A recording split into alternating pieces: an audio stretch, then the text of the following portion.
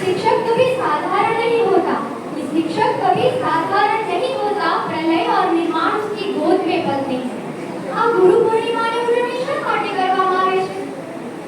રણ પ્રદેશની અંદર રહેતા એક સૈનિક ઋષિ જેમણે વર્ષો સુધી તપસ્યા કરી પરંતુ તેમને ગુરુની પ્રાપ્તિ નહોતી થઈ, ત્યારે તેમને વેદ વ્યાસજીએ પોતાની દિવ્ય દ્રષ્ટિ પ્રદાન કરી, જેના કારણે તેમને ગુરુની પ્રાપ્તિ થઈ અને એ દિવસથી એ સૈનિક ઋષિએ તે વેદ વ્યાસજીની પૂજા કરવાની શરૂઆત કરી।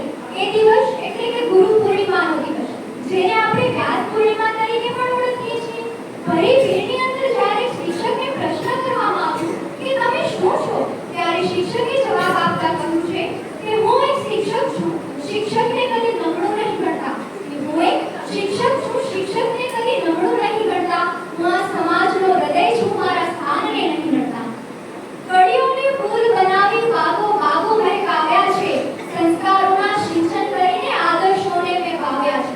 હા, હું એ જ પાયાનો પથ્થર છું અને કાચી ઇમારત નહીં ગણતા કે હું એક શિક્ષક છું, શિક્ષકને કદી નબળું નહીં ગણતા। ગુરુ ગુરુ એટલે કે જે વિદ્યાર્થીને અંધકાર તરફથી પ્રકાશ સુધી લઈ જાય એને ગુરુ કહેવામાં આવે છે।